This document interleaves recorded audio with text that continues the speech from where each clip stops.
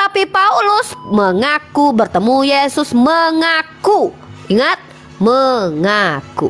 Maka Unriva menemukan sebuah dalil yang mengukuhkan kecurigaan. Ini baru curiga ya guys, baru curiga. Mari kita buka dalam surat Paulus 1 Korintus pasal 7 nomor 25. Oke, ini baru. Jadi pertama premis, baru pembuktian. Apa premis dan pembuktian? 1 Korintus ya. Ngantuk nih, Mbak.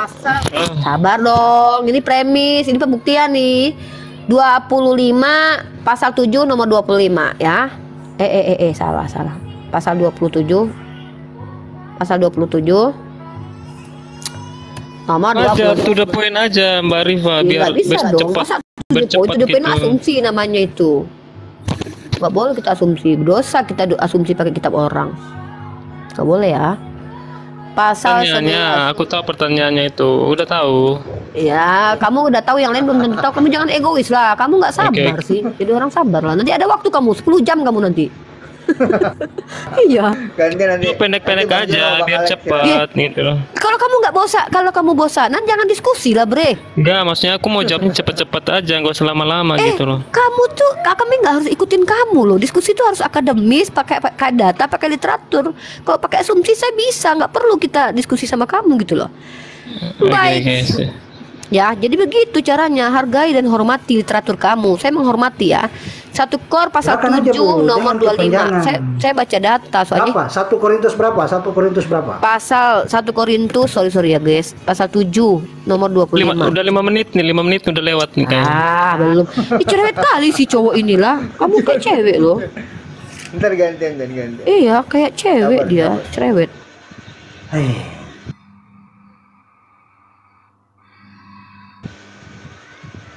Saya tunjukkan ya guys, ini dia. Apa kata di Ulangan pasal 18:20, nabi yang tidak mengatakan firman Tuhan ya, maka nabi itu harus mati. Mari kita baca. Saya sudah buktikan bahwa ada orang yang disebut sebagai nabi, Kisah Para Rasul pasal 13 ayat 1, dan surat-suratnya banyak di dalam Bible. Bahkan ajaran Bible berlandasan dari itu. Maka saya bacakan ini. Sekarang tentang para gadis, untuk mereka aku tidak mendapat perintah dari Tuhan, tetapi aku memberitakan pendapatku sebagai orang. Aduh, ada telepon dari suami aku. Pendapatku sebagai seorang yang dapat dipercaya karena rahmat yang diterimanya dari Allah. Dia membawa nama Allah, tapi dia tidak berbicara sesuatu yang diperintahkan Tuhan, tapi dia bicara tentang pendapatnya. Apakah dia mati? Yes, matinya dipenggal Raja Nero. Nah, itu satu pembuktian. Silakan dilanjut yang lain. Baik, terima kasih. Saya Bang John, mungkin saya duluan ya. Silakan. Baik.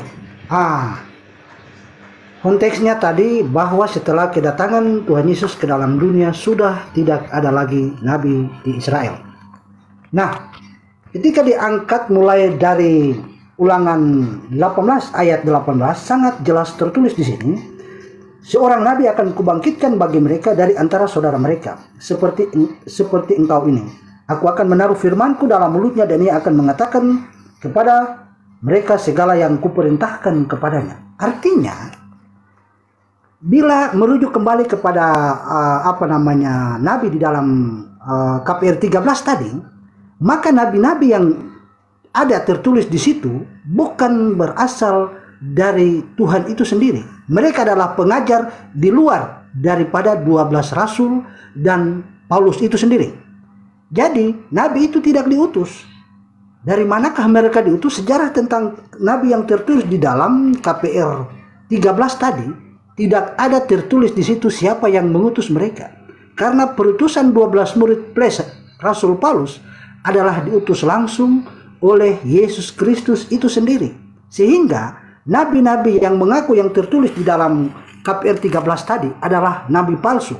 Namun ketika merujuk kepada Ulangan 18 ayat 20 tadi, kalau tidak salah itu, mereka harus mati.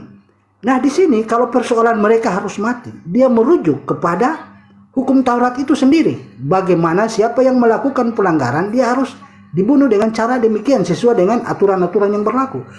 Tetapi tidak berlaku pada hukum kasih yang diterapkan oleh Yesus Kristus dan diberitakan kepada seluruh bangsa.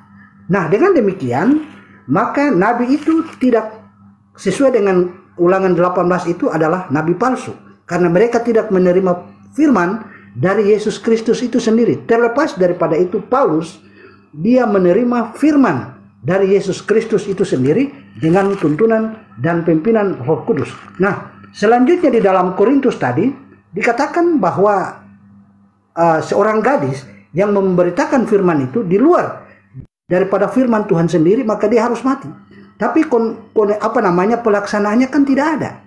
Artinya bahwa segala sesuatu yang tertulis di dalam kitab suci di zaman perjanjian baru sudah tidak ada lagi nabi, dan mereka tidak menerima perintah dari Tuhan untuk memberitakan firman-Nya di luar 12 murid dan Rasul Paulus. Mungkin itu dari saya, nanti dilanjutkan oleh Bang John.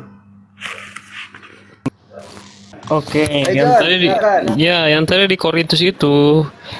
Nah, itu kan kata Paulus tidak diperintahkan oleh Tuhan. Nah, kemudian di berikutnya itu dia berkata, itulah pendapat aku menurut rahmat dari Allah. Artinya kan dia boleh berpendapat tentang wanita, tentang gadis itu, nggak masalah. Kan setiap orang boleh berpendapat, gitu loh. Nggak ada yang menjadi permasalahan gitu. Masuk Uni. Silakan Mbak Uni.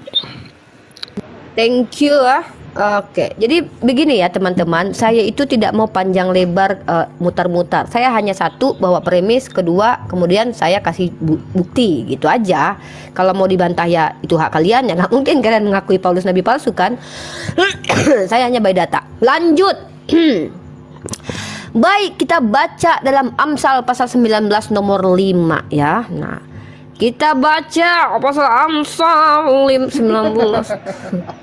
Amsal 19 nomor 5 ya guys. Oke teman-teman, siap-siap pegangan yang kuat ya. Ini udah jarang debat itu ya, terbuka ya? Udah ya? Terbuka maksudnya? Iya, maksudnya nggak online. Online sering. Tapi lihat saya, kalau ada Kristen baru, ada Kristen yang agak berpendidikan mau, tapi kalau yang apologet itu bosen saya. Iya. Silakan. Amsal 19 nomor 5 kita baca ya. Saksi dusta tidak akan luput dari hukuman. Orang yang menyembur-nyembur kebohongan tidak akan terhindar. Paham ya? Ya, paham ya?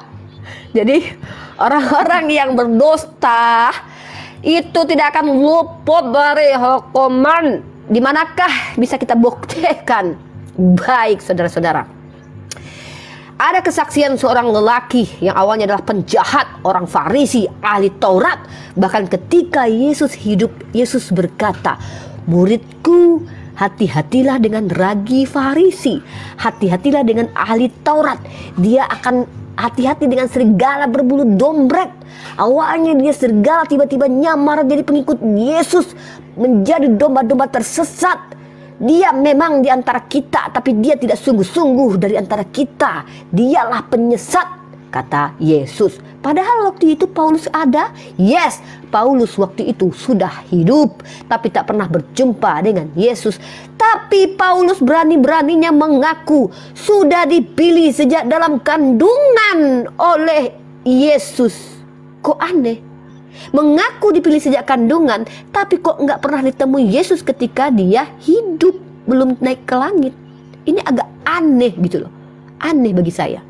Kalau memang dia dipilih sejak dalam kandungan. Nah, kemudian kalau kita lihat ya, kita lihat di dalam kitab Amsal tadi, pendusta itu tidak akan pernah selamat. Maka kita lihat apa kata Paulus ya.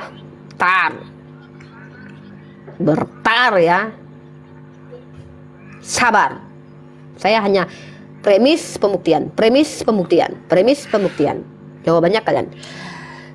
Roma pasal 3 ayat 7. Tetapi jika kebenaran Allah oleh dustaku semakin melimpah bagi kemuliaannya, mengapa aku masih dihakimi lagi sebagai orang berdosa? Ingat apa kata Amsal? Ingat kata Amsal tadi. Saya ulangi apa kata Amsal. Saksi dusta tidak akan luput dari hukuman. Orang yang menyembur-jemburkan kebohongan tidak akan terhindar. Ternyata Paulus mengakui bahwa dia bertemu dengan Yesus. Ada dua kesaksian yang berbeda. Di dalam Kisah Para Rasul pasal 22 ayat 9 saya bacakan. Ya. Kalau kita bacakan saudara-saudara, Paulus mengaku dua hal berbeda di satu kitab. Dan mereka yang menyertai aku memang melihat cahaya itu, tetapi suara dia yang berkata kepadaku tidak mereka dengar. Kata Paulus di Kisah Para Rasul pasal 22 ayat 9 bahwa yang mengikuti dia tidak mendengar suara. Lalu kita lihat KPR pasal 9 ayat 7, satu kitab berbeda kesaksian saudara-saudara. Dalam KPR pasal 9 ayat 7, maka termangu-mangulah teman-temannya seperjalanan karena mereka memang mendengar suara tapi tidak melihat seorang pun. Mari kita baca lagi di ayat yang tadi. Dalam KPR 22 ayat 9, mereka yang menyertai aku memang melihat. Mari kita lihat KPR yang satu lagi. Mereka yang menyertai Paulus di situ katanya tidak melihat. Mana yang betul di antara dua kesaksian ini? Apakah yang menyertai Paulus melihat atau tidak melihat, mendengar atau tidak mendengar? Mana yang betul di antara KPR? Dua pengakuan Paulus ini. Ingat. Kalau karena dustaku kemudian Allah semakin besar, kenapa aku harus dihakimi? Jawab. Jadi jawab ya, silakan Bang Ali. Baik, terima kasih atas ulasan pertanyaan seperti orang berkhutbah. Sebagaimana dijelaskan di dalam kitab Amsal tadi, siapa yang menyembur-nyemburkan kebohongan, bunyinya tadi seperti apa, Bu? Diulangi lagi. Ia tidak akan terlepas dari hukuman, Pak. Paulus menerima hukuman di penggal Raja Nero, Pak. Siapa menyembur-nyemburkan kebohongan, dia tidak akan terlepas daripada hukuman. Ini seperti senjata yang berbalik arah menghadang yang empunya sendiri, yang menyatakan itu sendiri. Mari kita baca tentang apa yang Anda katakan tentang kebohongan. Di dalam KPR 9 tentang perikopnya Saulus bertobat. KPR 9 ayat 3 dikatakan, di dalam perjalanannya ke Damsyik ketika ia sudah dekat kota itu, tiba-tiba cahaya memancar dari langit dan mengelilingi dia. Ia rebah ke tanah dan kedengaranlah olehnya suatu suara yang berkata kepadanya, Saulus, Saulus, mengapa engkau menganiaya aku? Jawab Saulus, siapakah engkau? Tuhan, katanya, akulah Yesus yang engkau aniaya itu. Tapi bangunlah dan pergilah ke dalam kota, di sana akan dikatakan kepadamu apa yang harus kau perbuat. Nah, dengan demikian, kesaksian tentang pertobatan Paulus ini adalah kesaksian rohani yang mana Paulus sendiri menyaksikan tentang perkataan Tuhan Yesus dan kesaksian rohani ini. Lalu apakah teman-temannya mengetahui hal itu? Ya jelas tidak. Mereka melihat bahwa Saulus itu terjatuh dari kudanya, tapi mereka tidak mengetahui apa yang sesungguhnya terjadi. Lalu bangunlah Saulus berdiri dan membuka matanya, tetapi ia tidak dapat melihat apa-apa. Mereka harus menuntun dia masuk ke dalam kota Damsyik. 3 hari lamanya ia tidak dapat melihat, dan 3 hari lamanya ia tidak makan dan minum. Nah, dengan demikian, disitulah awal pertobatan Saulus, dan disitulah awal permulaan pengutusan Saulus. Artinya, barang siapa memberitakan firman Tuhan tanpa diperintah oleh Tuhan itu sendiri, maka dia disebut sebagai nabi palsu. Mari kita masuk dalam konteks yang tadi Ibu katakan tentang tadi itu. Sorry Bu, yang ayat yang tadi Bu katakan di ayat berapa itu? Mana Bapak? Yang ayat yang terakhir tadi itu.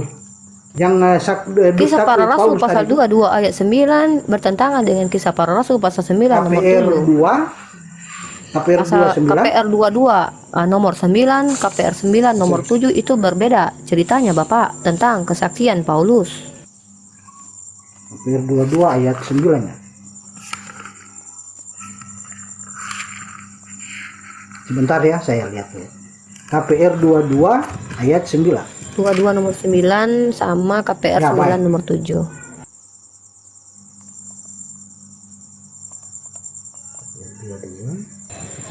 KPR 22 ayat 9, Bu. Iya Bapak. Pasal 22 nomor 9. Mm-mm. KPR 22 ayat 9, dan mereka yang menyertai aku memang melihat cahaya itu, tetapi suara dia yang berkata kepadaku tidak mereka dengar. Maka kata Tuhan kepadaku, apakah yang harus kuperbuat? Kata Tuhan kepadaku, bangkitlah dan pergilah ke Damsyik, di sana aku diberitahukan kepadamu segala sesuatu yang ditugaskan kepadamu. Artinya bahwa di sini segala sesuatu yang ditugaskan oleh Tuhan Yesus kepada Paulus itu sendiri. Artinya Paulus bukan tentang nabi palsu, tetapi dia memang diutus oleh Yesus Kristus itu sendiri. Artinya sebagaimana sudah saya jelaskan awal, bahwa sebelum dia bertobat, dia memenjarakan pengikut jalan Tuhan itu sendiri, memenjarakan dan membunuh. Nah, sehingga mengapa sampai dia berbalik 360 derajat dan mengikuti Yesus, dan Yesus memerintahkan dia untuk memberitakan kabar baik itu. Sehingga disitulah dasar di mana Yesus memerintahkan dia adalah peletak dasar bukan tentang nabi palsu, tetapi dia sendiri diperintahkan oleh Yesus untuk memberitakan firman Tuhan itu sendiri. Sehingga siapa yang menyembur-nyemburkan kebohongan di sini ibarat senjata makan Tuhan. Kemudian tadi di ayat berapa yang tadi Ibu mengatakan tentang aku berkata dusta, Paulus itu sesungguhnya itu yang saya tadi tanyakan itu. Mungkin sementara Roma. Kalau bukan karena dusta, bentar. Roma berapa? Roma tadi, ya ampun. Sorry ya, saya agak pilek ya, kayaknya saya mulai mau demam ini, bentar. Ya tidak apa-apa, Bu. Ya gara-gara Bapak nih. Tadi jadi Jangan dong, jangan. Gara-gara Bapak ini saya mau demam tadi, ini. Bu, saya sudah. Roma 3 pasal 3 nomor 7. Roma 3 ayat 7. Iya. Ya, baik. Roma 3 ayat 7 berkata sebagaimana tadi Ibu sudah katakan bahwa tetapi jika kebenaran Allah oleh dustaku semakin melimpah bagi kemuliaannya, mengapa aku masih dihakimi lagi sebagai orang berdosa? Nah, di sini ada tuduhan-tuduhan bahwa Paulus berbohong. Tapi mari kita lihat di dalam Roma 3 ayat 4. Perikopnya kelebihan orang Yahudi dan kesetiaan Allah. Di dalam Roma 3 ayat 4, sekali-kali tidak sebaliknya Allah adalah benar dan semua manusia pembohong. Seperti ada tertulis, supaya engkau nyata benar dalam segala firman-Mu dan menang jika engkau dihakimi. Artinya bahwa di dalam pemberitaan firman Tuhan ini Paulus dalam pemberitaan firman Tuhan ini banyak mendapat tantangan. Tantangan-tantangan itulah bukan cuma datang dari orang Israel itu sendiri, tetapi juga daripada orang di mana dia berkunjung. Nah, sehingga hal-hal ini yang selalu dikatakan kepadanya, sehingga di dalam ayat 7 dikatakan bahwa jika tidak kebenaran Allah, oleh karena dustaku semakin melimpah bagi kemuliaannya. Artinya bahwa mereka menuduh dia membohong, tapi dia mengatakan bahwa kebohongan itulah merupakan merupakan semakin melimpah bagi kemuliaannya. Mengapa kamu masih mengapa aku masih dihakimi sebagai orang berdosa? Artinya bahwa mereka menghakimi dia sebagai pembohong dalam hal memberitakan firman Tuhan. Tetapi dia sendiri yang diutus untuk memberitakan firman Tuhan itu sendiri. Mungkin dilanjutkan oleh Bang John, silakan. Silakan Bang John. Waktunya dipersilakan. Oke.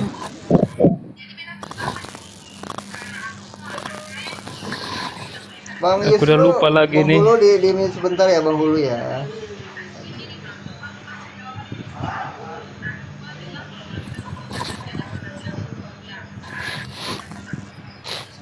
Gantian ya Bu, habis ini kami bertanya ya. Oh iya, harus gantian. Boleh. Ini kita bertanya, kita saling tidak ngutut-ngututan, Bu. Kita saling menerima dan Boleh, saya justru pengen kalian buktikan kalau Nabi Muhammad itu nabi palsu. Bang John udah? Kalau udah langsung ke Uni. Iya, ya. Oke. Yang tadi di ayat yang kisah 9 sama kisah berapa ya tadi? 22 ya. Roma 3 ayat 7, Bu. Oh, Roma 3. Kisah tentang pertemuan Paulus dengan Yesus ya di dalam mau ke Damsik itu ada dua kesaksian di kitab yang sama tapi Ya, berbeda ya. cerita itu. Ya. Di sini kan di pasal 9 itu kan berkata bahwa mana ayatnya ya? Ayat berapa tadi? Ayat 7 ya. Ya, ya, ya. Roma 3 ayat 7 Bang. Mendengar suara itu tapi tidak melihat seorang pun juga. Sedangkan di ayat 9 dan mereka menyertai aku memang melihat cahaya itu, tapi suara dia yang berkata kepadaku tidak mereka dengar. Nah, ini kan saya nggak bisa melihat, saya nggak berani bilang ini berbeda dalam arti kata. Kan oknumnya di sana kan belum tentu hanya mereka itu yang dimaksudkan di pasal 9. Bisa saja pendapat dari orang yang lain gitu. Artinya yang menyertai dia kan bukan hanya orang tersebut. Siapa namanya sebentar? Iya, iya. John. Poinnya itu Iya. bukan itu John. Poinnya itu adalah apakah yang menyertai Paulus itu melihat atau mendengar. Itu poinnya. Jangan Iya. mempelintir kitab suci sendiri. Jangan berasumsi. Kasihan loh kitab kamu pelintir.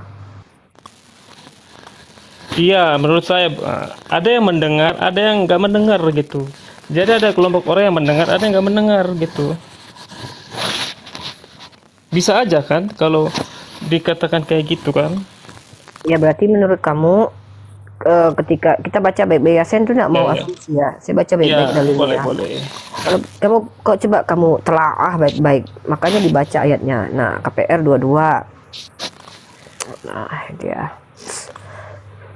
KPR berapa tadi Pak? Ya Alexander, KPR 22 saya lupa. 9 ayat 7. Sama enggak, KPR yang pasal 22 ayat berapa? 9. Ayat 9. Bukan itu kayaknya. Iya, yang 9. Oh iya. Nah, yang satu lagi KPR 7 ayat 9 ayat 7. 9 ayat 7. 9 ayat 7. Coba baca baik-baik. Nah, baru jelaskan. Baca dulu ayatnya, baru jelaskan gitu loh, enak. Jadi tidak ada yang asumsi Oke. pribadi. Nah, gini loh. Nah, di sini kan ayat 7 kan Nah, saya baca nih. Saya baca ya. Iya, iya. Nah, Oke, silakan.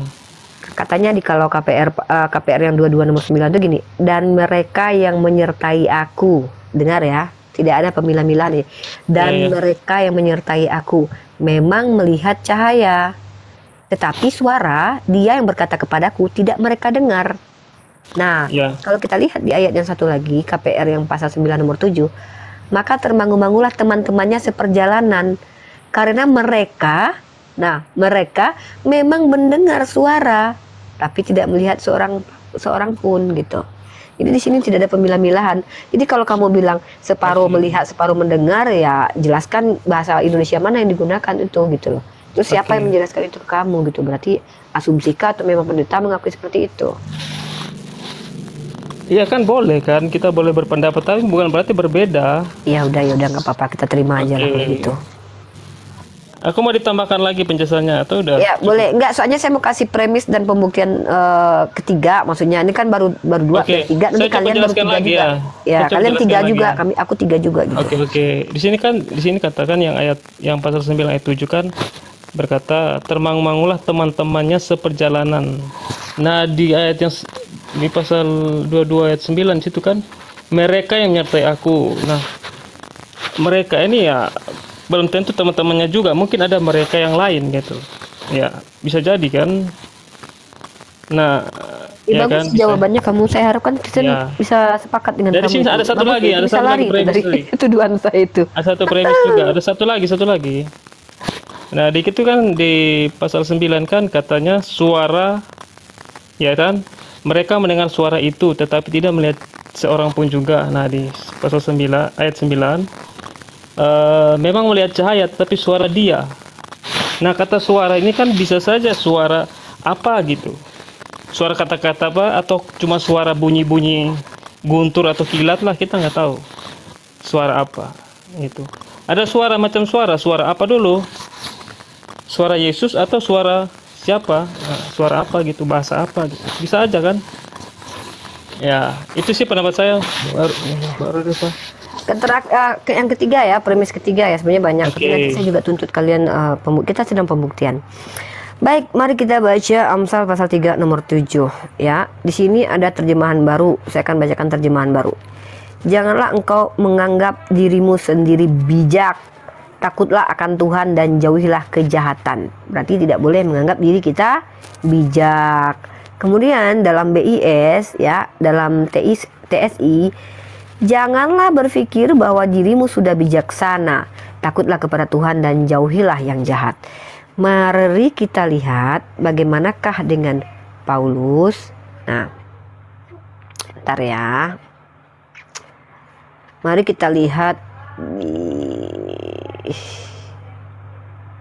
mana ini.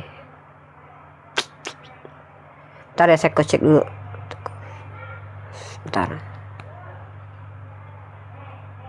Bentar ya guys. Saya tuh paling lama cari data itu. Karena saya cross check. Saya nggak mau, kalau nggak ketemu ayatnya saya nggak tenang, saya nggak mau saya asumsi gitu. Nah, baca 1 Korintus pasal 10 nomor 15. Aku berbicara kepadamu sebagai orang-orang yang bijaksana. Pertimbangkanlah sendiri apa yang aku katakan. Wow, dia mengaku bijaksana, padahal Amsal katakan janganlah kalian mengaku bijaksana. Bagaimanakah pendapat kalian? Ayat berapa Mbak Uni? Yang Korintus itu tadi. 1 Korintus pasal 10 nomor 15. Oke. Bang Alex mau duluan nih. Bang Alex mau duluan enggak, kata John. Kalau enggak langsung John. Baik, saya duluan. Kaitannya dengan Amsal tadi, jauhilah kejahatan, apa tadi bunyinya itu? Janganlah engkau menganggap dirimu sendiri bijak, takutlah akan Tuhan dan jauhilah kejahatan. Kaitannya dengan Korintus 10 ayatnya yang ke-15. Aku berbicara kepadamu sebagai orang yang bijaksana. Pertimbangkanlah sendiri apa yang aku katakan. Bukan kacauan pengucapan syukur yang atasnya kita ucapkan syukur adalah persekutuan dengan darah Kristus? Nah, karena itu, saudara-saudaraku yang terkasih, jauhilah penyembahan berhala. Jadi di sini, Paulus berbicara tentang takut akan Tuhan, bukan berarti tentang menyembah berhala. Karena perikopnya di dalam 1 Korintus 10 ayat 15 ini, perikopnya adalah Israel sebagai satu peringatan atau tanda. Israel ini sejak zaman perjanjian lama dan sampai kepada zaman perjanjian baru, mereka keras kepala dan berkepala batu. Sampai kedatangan Mesias itu sendiri ke dalam dunia, mereka selalu menolak dan mengingkari dia. Padahal dia datang kepada umat kepunyaannya, namun mereka menolak, bahkan sampai menyalibkan dia di kayu salib. Sehingga pemberitaan Paulus di dalam Korintus 10 ayat 15 tadi, dia merujuk kepada ayat ke-14. Karena itu saudara-saudaraku yang kekasih, jauhilah penyembahan berhala. Karena mereka masih menyembah berhala. Artinya bahwa penyembahan berhala ini tidak merujuk kepada yang disebut berhala itu bukan cuma tentang patung atau batu atau tentang ini, tapi juga tentang masalah uang, mendewakan uang, egoisme, mementingkan diri sendiri. Itu juga masuk dalam kategori penyembahan berhala. Sehingga di dalam ayat 15 Paulus mengatakan, aku berbicara kepadamu sebagai seorang yang bijaksana. Pertimbangkanlah sendiri apa yang aku katakan. Bukan kacauan pengucapan syukur yang atasnya kita ucapkan syukur adalah persekutuan dengan darah Kristus. Nah, di sini bahwa Paulus membicarakan tentang kematian Yesus Kristus itu sendiri, yang mana darahnya yang telah mengampuni kita dari segala dosa-dosa kita. Sehingga kaitan dengan ayatnya yang ke-14 adalah janganlah menyembah berhala. Jadi tidak ada saling bentrok antara ayat Amsal tadi dengan Korintus 10 ayat 14. Mungkin itu saja dari saya. Silakan dilanjutkan oleh Bang John. Oke. Mbak Uni Rifat tadi di Amsal berapa tadi? Amsal 3 ayat 3 ayat itu ayat 7. bunyinya demikian. Janganlah engkau menganggap dirimu sendiri bijak, takutlah akan Tuhan Oke, dan oke. jauhilah Oke, oke. kejahatan. Siap. Karena Aku tidak tambah ada dikit aja kejahatan ya. di situ. Aku tambah dikit. Nah, di Amsal itu kan jangan menganggap diri kamu sendiri bijak. Ya kan? Nah, di Korintus 10 berkata, aku berkata padamu sebagai orang-orang yang bijaksana. Artinya kan dia mengumpamakan sebagai orang-orang tanda kutip orang-orang bijaksana zaman dulu atau orang-orang bijaksana. Artinya kan dia tidak menganggap diri sendiri, tapi dia menganggap dirinya bersama orang-orang yang bijaksana juga. Bacalah baik-baik. Bahasa Indonesia pun jangan dikit lah. Di berikutnya tuh kan dikatakan pertimbangkanlah sendiri apa yang kukatakan. Silakan dipertimbangkan apa yang saya katakan. Artinya kan dia tidak memberikan Sebagai pendapat, orang yang tapi bijaksana, aduh. ya. Tapi kan dia memberikan pendapat kan, dia kan memberikan pertimbangan. Silakan pertimbangkan apa yang saya katakan. Begitu maksudnya. Bukan berarti dia menganggap dia lebih hebat daripada yang lain. Kan dia berkata pendapat saya boleh dipertimbangkan. Silakan kayak gitu. Oke, konklusi dari 3 premis ini ya, dari banyak premis sebenarnya saya ingin kalian juga ya, nanti saya bawa lagi yang lebih mengerikan lagi ya, lebih penekanan lagi ya. Pertama saya sudah bawakan bahwa di kitab Ulangan pasal 18:20 ya, nabi ini akan berbicara sesuatu yang tidak diperintahkan Tuhan. Paulus melakukan itu dalam Korintus yang saya baca tentang para gadis. Aku tidak bicara sesuatu yang datang dari Tuhan, tetapi kata Paulus dia berbicara dari pendapatnya sendiri. Maka kata Tuhan di dalam Ulangan pasal 18:20, nabi itu harus mati. Kalau kita bicara kematian, semua nabi mati, Daud mati, Abraham mati. Tapi kematian apa yang dimaksud? Tentu kematian yang tidak biasa. Apa itu? Dia dipenggal Raja Nero. Murid-murid Yesus rata-rata meninggal dalam keadaan martir menurut kalian. Tapi itu juga perlu dipertimbangkan, hukuman Tuhankah atau betul-betul martir. Nah, kemudian kalau kita lihat perjalanan panjang atau sepak terjang Paulus menyebarkan Kristen, apa bertahan lama? Oh tidak bertahan lama sampai dia dipenggal Raja Nero. Nah, lalu saya bawakan dalil bahwa orang-orang berdusta dan berbohong akan tidak luput dari hukuman Tuhan. Saya sudah katakan tadi ayatnya bahwa oleh karena dustaku kemuliaan Tuhan masih melimpah, mengapa kalian hakimi? Kalau Paulus berdusta tapi dengan dustanya kemuliaan Tuhan melimpah, dia tidak harus dihakimi. Itulah menurut dia yang bisa kita pahami dari kata itu. Tapi ya sudah, kalau kalian punya penjelasan yang berbeda, itu urusan kalian. Kalau saya salah ya minta maaf, ya kan? Nah, kemudian di terakhir premis saya, dalam Amsal dikatakan tidak boleh mengaku bijaksana. Poinnya itu. Tapi Paulus mengaku bijaksana. Begitu maksud aku ya. Jadi artinya adalah saya sedang mencoba membuktikan nabi palsu menurut perjanjian lama. Saya belum masuk ke perjanjian baru, yaitu Yesus. Saya akan masuk ke perjanjian baru setelah kalian buktikan kepada saya bahwa nabi saya adalah nabi palsu menurut kitab kalian. Saya akan masuk bagaimana kata Yesus tentang nabi palsu. Tadi perjanjian lama ya, Amsal dan kitab Ulangan. Setelah ini 3 premis dan pembuktian menurut Yesus, perjanjian baru. Terima kasih. Lanjut. Theodor Bang mau John, nambahin mungkin yang Theodor. duluan bertanya. Theodor, ngomong dong Theodor, gaji buta ini Theodor. Gimana? Bang John, Kita mungkin- mau Bukan tanya nggak? gaji buta. Mau tanya Tadi nggak? itu ada sedikit tamu Ustaz. Jadi aku agak terpotong di tengah. Gaji buta. Iya bercanda Theodor. Ya lanjut guys. Baik, saya mungkin memulai pertanyaan. Mungkin Bang John mau duluan. Nanti aku dari belakang. Baik, terima Tangan kasih. terus si John. Oh ya. Baik, saya mulai pertanyaan begini. Sejarah kenabian hanya ada di dalam bangsa Israel di zaman perjanjian lama. Setelah kedatangan Yesus Kristus ke dalam dunia, sudah tidak ada lagi nabi di Israel. Karena ketika bicara tentang nabi adalah wakil Tuhan atau orang yang dianggap layak dan pantas untuk diutus Tuhan memberitakan firman-Nya. Nah, jauh sebelum perjalanan waktu ke depan setelah tahun 30 sampai 33 Masehi, Yesus sudah duluan memberitakan, waspadalah bahwa terhadap nabi-nabi palsu. Waspadalah terhadap nabi-nabi palsu. Saya sudah lupa ayatnya di mana, tapi memang demikian tertulis di dalam kitab suci. Pertanyaan saya, siapakah Muhammad orang Arab di luar bangsa Israel? Lantas, kalau memang Kan status Muhammad kan ada dua, Rasul, Nabi. Sehingga dia mengkapling dua perutusan. Muhammad mengkapling dua perutusan, baik di dalam perjanjian lama tentang Nabi dan perutusan di perjanjian baru Rasul, yakni Yesus Kristus.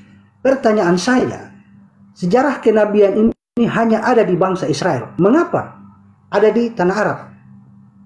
Lalu Baik, sejak udah. kapan? Sebentar. Oh, belum. Sejak kapan sejarah kenabian itu ada di Israel? Lantas siapa yang mengutus Muhammad sebagai nabi atau rasul itu? Terima kasih. Baik, terima kasih. Bang Alexander, saya jawab ya. Saya rasa Bang Alexander ini minim banget literatur ya. Bang Alexander itu salah.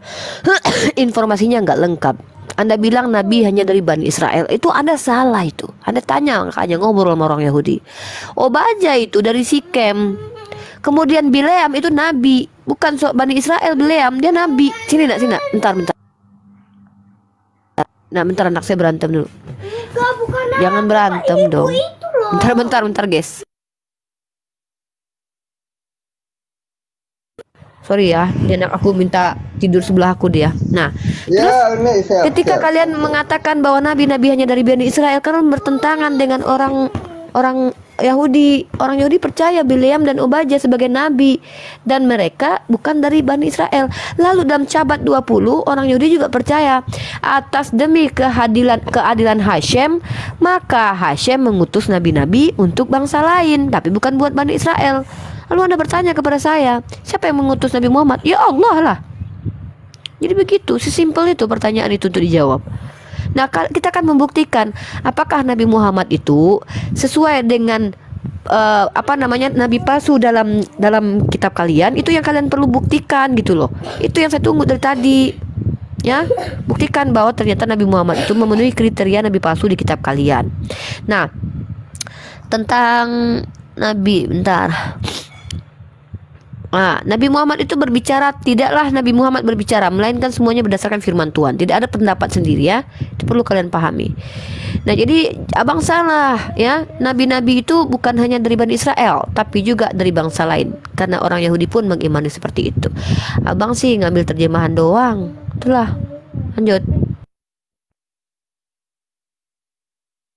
Aku sapa dulu yang baru masuk. Halo Mbak Natali. Hai, saya mau Hai, menanggapi bisa bahwa backup dulu nggak Natali? Undi mau urus anak-anak dulu. yang disebut dengan nabi dan rasul. Natali, untung ada Natali nih kan. Natali backup dulu ya. Tema kita nabi palsu Nabi ya dan dalam. rasul. Bicara kenabian kan zaman perjanjian lama. Bentar Bang Alex. Nah, Saya lagi sedangkan oper bicara handle. tentang kerasulan Bentar, dalam Bang. zaman Ya perjanjian ampun. baru. Bang Alex sebentar, Bang Alex. Bentar Bang. Nabi itu hanya diutus oleh Bentar, Tuhan Bang. bangsa Bang. Bang Alex Israel. sebentar, Bang Alex sebentar. Kan tadi saya sudah bertanya tadi. Aduh. Sebentar. Pertanyaan. Iya, Siapa sebentar, Saya oper sebentar. handle. Muhammad Saya mau yang menyatakan dirinya dalam dua perutusan sebentar kenabian. Bang. Konteks Saya lagi kenabian ini. kan sudah selesai. Natali handle dong. Kenabian dalam bangsa Israel perjanjian lama dan Ini konteks anak-anak kerasulan. lagi mau tidur. Siapakah Tuhan yang mengutus? Ya Bang ampun, Alex Bang sebentar Alex. lagi nyapa dulu saya. Lagi nyapa Iya, dulu. saya mau Sebentar, ganti nanti dulu. dijawab. Natali, temanya nabi palsu dalam Alkitab. Uni sudah tunjukkan 3 premis dan 3 pembuktian ya. Natali, Uni kirim ini premis tadi Uni tadi ya ke WhatsApp ya, biar paham yang kita bahas barusan.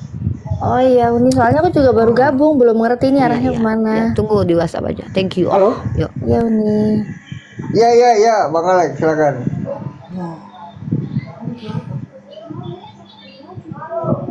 Ya Bang Alex, Halo? silakan Bang Alex. Ya silakan ya.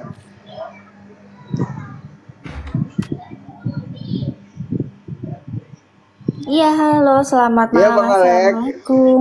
Waalaikumsalam warahmatullahi. Ngumpul semua mualaf di sini Mas. Oh, tadi ada Bang itu juga Bang siapa? Ya lanjut Bang Bang, Elmo. ini Bang. Iya, oke Elmo. Bang, siapa Bang Alex silakan.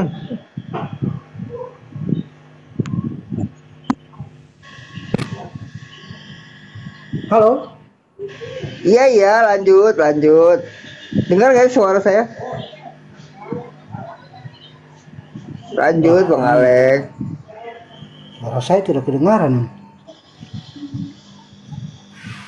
Saya bisa lanjut? Iya Bang, silakan Bang.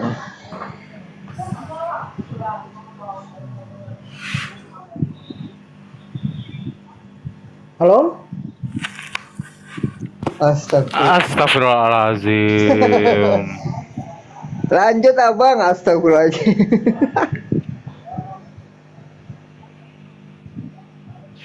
Natali, Iya baca dilanjut WhatsApp. Bang Tapi di WhatsApp Alexander. suami. Lanjut. WhatsApp yang mana Uni? Nggak ada WhatsApp masuk Uni.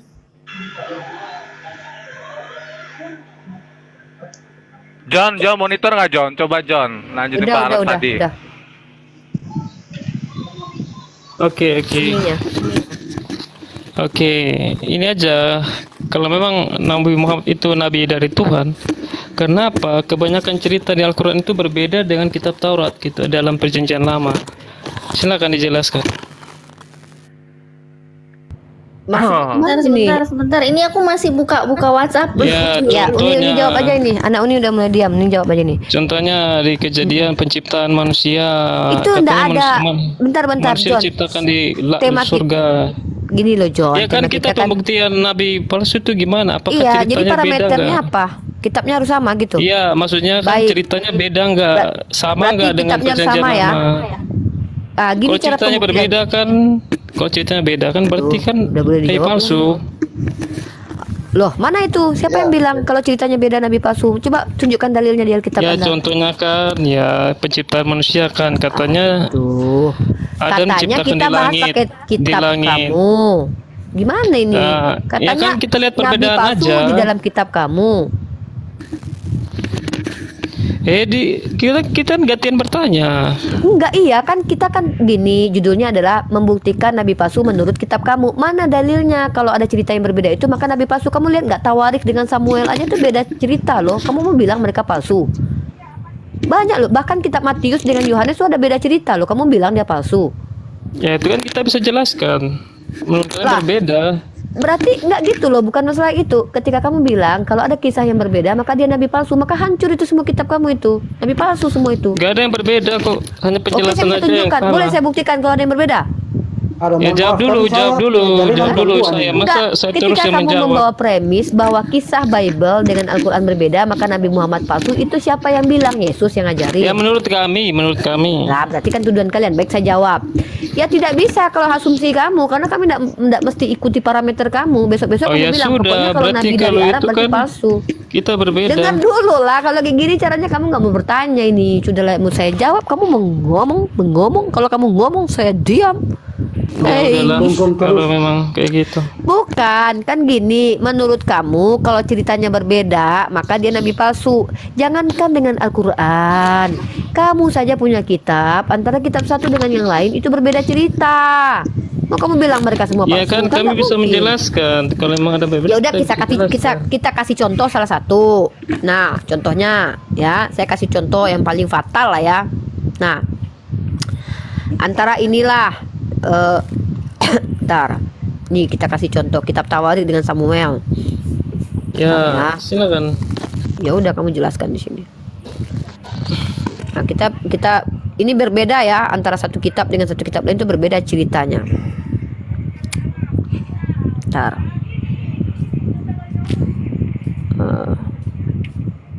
Ntar ya. Bang Alex kemana ya? Bang Ya. Alex, saya keluar masuk kayak itu. Dia signalnya satu Tawarik pasal 21 kamu buka. Satu Tawarik pasal Ya, 21 ya. nomor 1. Oke.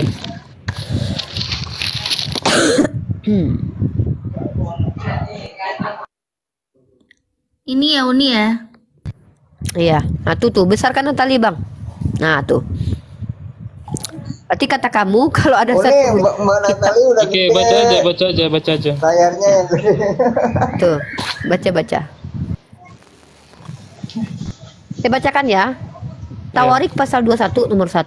Iblis bangkit melawan orang Israel dan ia membujuk Daud untuk menghitung orang Israel. Dalam Tawarik bahwa yang membujuk Daud adalah iblis. Nah, lanjut di kitab Samuel. Kisah yang sama diceritakan. Kalau di Samuel ternyata bangkitlah pula murka Tuhan terhadap Bani Israel. Ia menghasut Daud. Di sini Tuhan yang menghasut. Ya. Masa dua kitab ceritanya berbeda? Apa mereka Oke. dua-duanya nabi palsu ini? Saya jelaskan kah? Boleh? Sebelum kamu menjelaskan, itu beda nggak? Ya kan saya jelaskan dulu. Iya, enggak, sebelum kamu jelaskan itu menurut kamu beda atau sama? Itu aja dulu. Berbeda dalam arti pernyataan dari Nabi itu, tapi Ya sudah. maksudnya bisa dijelaskan. Ya, enggak, kalau kamu jelaskan itu nanti bagian terakhir loh, itu tulisan belakangan Ya, saya terima sudah. itu.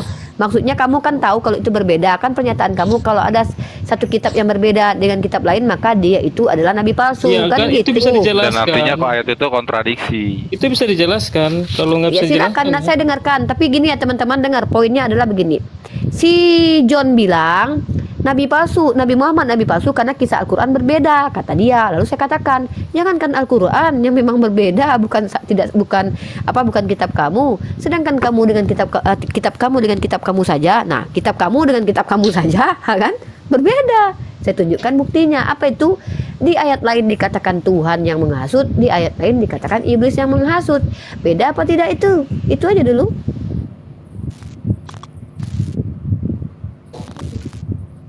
Itu aja Oke. dulu.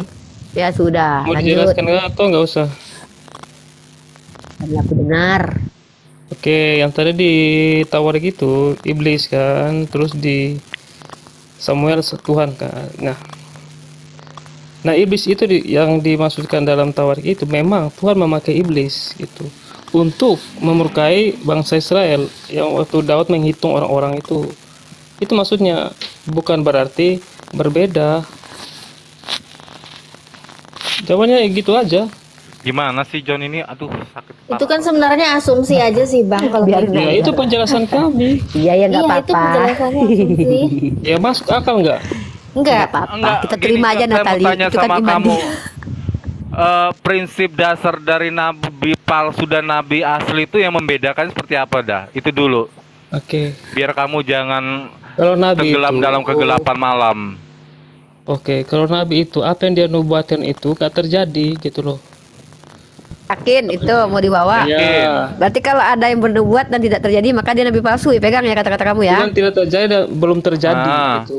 Tidak terjadi dan belum terjadi. Aduh, Kalau belum diganti terjadi, lagi, belum kalau terjadi, belum ya. terjadi kan belum terjadi kan belum tentu Iya, salah. jadi hakikatnya apa begitu hakikatnya gitu antara nabi palsu dan nabi asli original ini yang membedakan betul benang merahnya hakikatnya apa?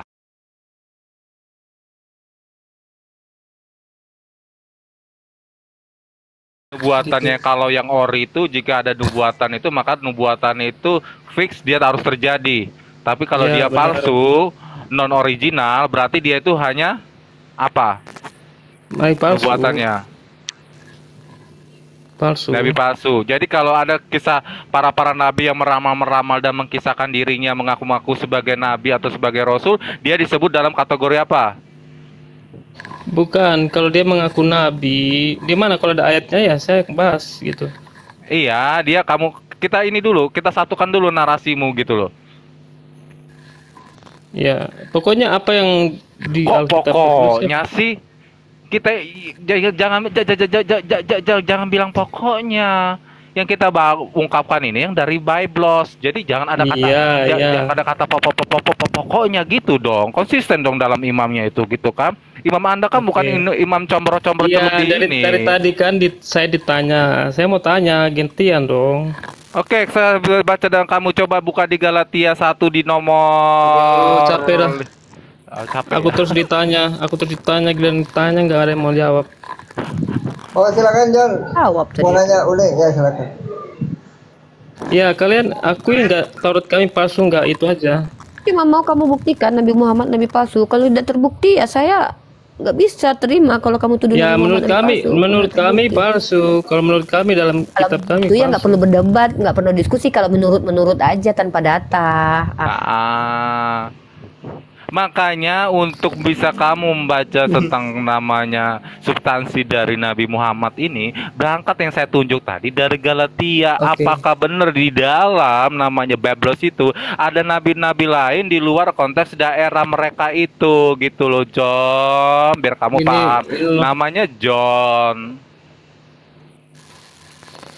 Iya.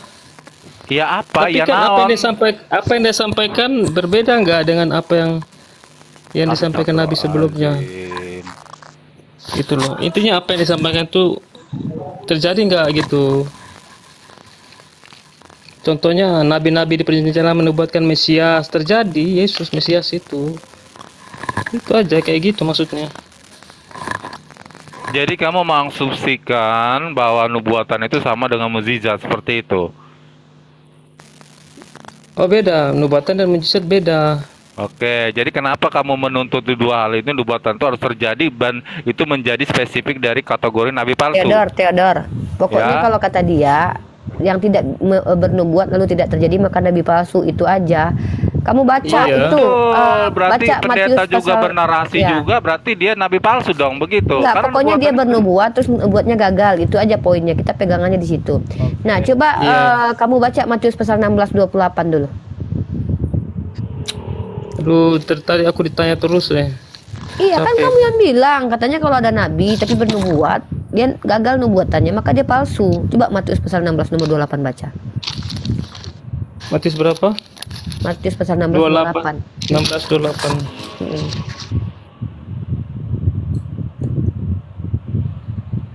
Mm. Tu, tu, tu, tu, tu. La la la la la la la.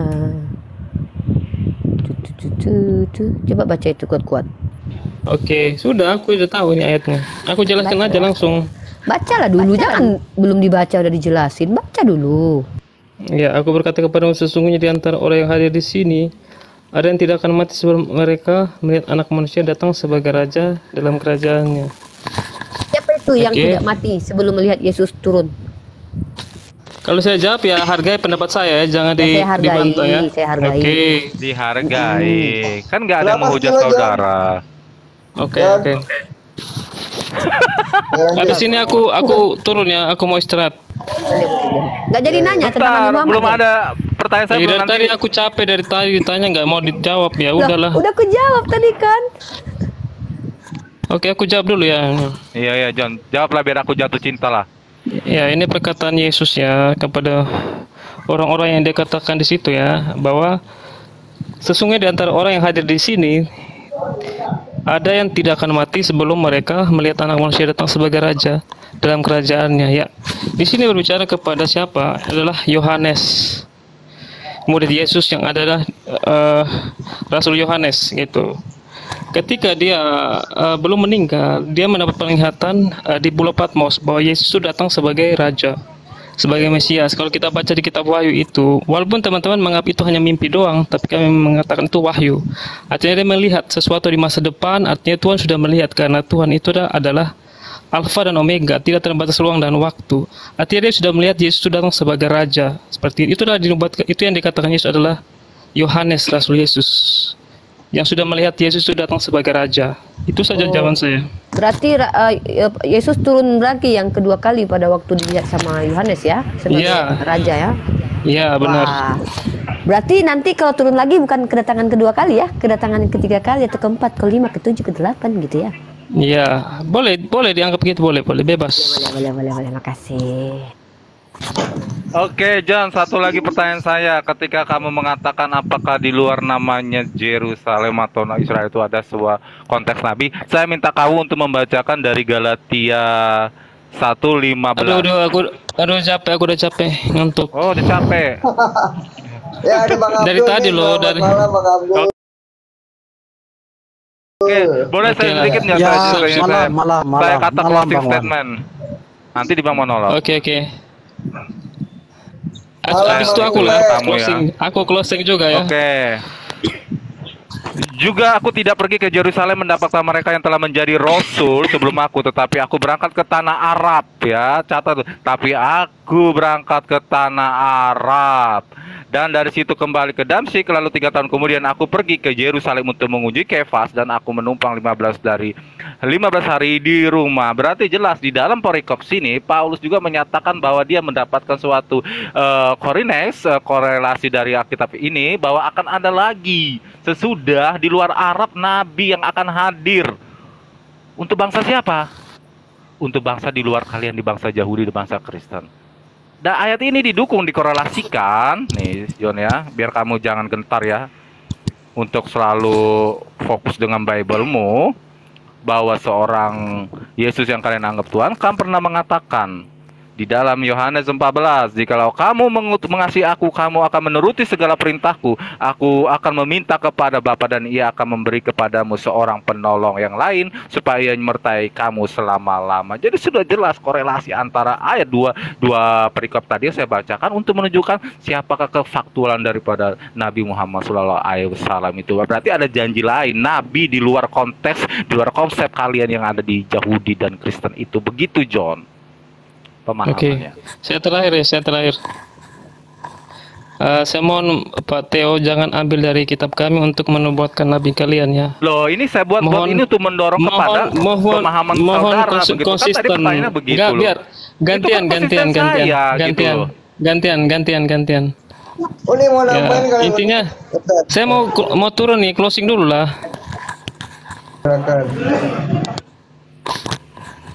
Silakan John. Oke, saya bilang tadi jangan ambil kitab kami sebagai nubuatan bagi kitab kalian ya tentang Nabi Muhammad. Cukup Loh, pakai kitab kalian aja. tertulis ada kok begitu kok. Berarti kalian mengakui Injil dan Taurat ya? Kita mengakui Injil, tapi kan berarti kamu itu sendiri kan. menyangkal begitu. Yang apa ada yang terjadi di dalam Bible ini? Udah aku udah kasih tahu jangan ambil kitab kami untuk menubuatkan kitab kalian. Iya, aku takut Itu tuh aja. Oke. Ada nama nabi kami di dalam situs Alkitab kamu gimana? Sudah, itu sudah dibahas Pak Jonathan Nandar, itu udah aku tahu tuh. Udah, just enggak usah dibahas itu lagi. Itu udah dijelaskan. Itu udah dijelaskan semua. Yang mana ayatnya? Yang kamu bilang sudah dibahas memang yang mana? Iya kan tadi dikata Pak Theodor tuh kan itu kan tentang Roh Kudus bukan tentang Muhammad. Nah, Gimana kalian bilang Muhammad? Nih, aku kasih tahu ya. Uni tadi udah kasih tahu Aku belum? udah capek, udah capek lah, udah cukup lah. Bang Abdul silakan. Lo mau kemana? Mau Ya kemana? gantian ya, betul bro ya. Biar Bang Abdul Stay aja stay. Iya ya. Stay aja Udah, John. udah. Tetap aja sudah. Enggak, stay aja walaupun mendengar stay aja.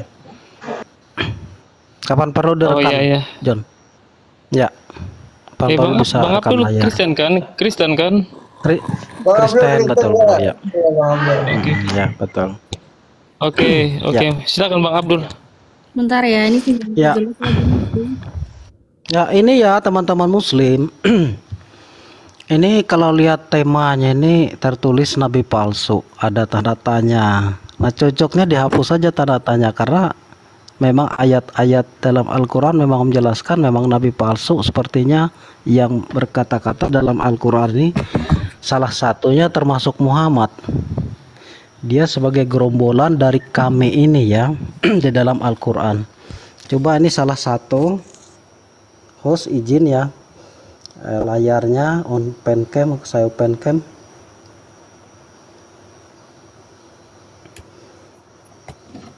Nah, coba minta host izin layar besar bisa nggak ya?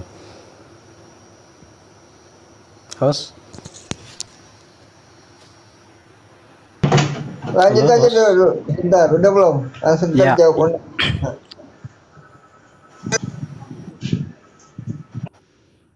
Ya. Ini monitor. Monitor, lanjut. Udah Bang Abdul? Ya, kasih layar lebar host. Coba biar. Oke. Namanya sama loh, Abdul sama Theo. Nah, ya ini. Nah, ini kan Al-Haqqah yang ke-40 ya. Ini salah satu penegasan tentang siapa sih yang berbicara dalam Al-Qur'an ini. Jadi termasuk salah satunya adalah yang mengaku dirinya nabi ini ya. Nah, ini. Sesungguhnya ia benar-benar perkataan Rasul yang mulia. Nah, ini salah satu pernyataan Nggak kelihatan Al-Qur'an. Bang Abdul, mana nggak kelihatan, yang di bawah mau ngeliat juga. Tadi sudah. Oh ya, Nggak ntar. kelihatan itu yang di bawah mau ngeliat, soalnya banyak yang mau ngeliat. Nah, nih. Kelihatan? Nih kelihatan ya.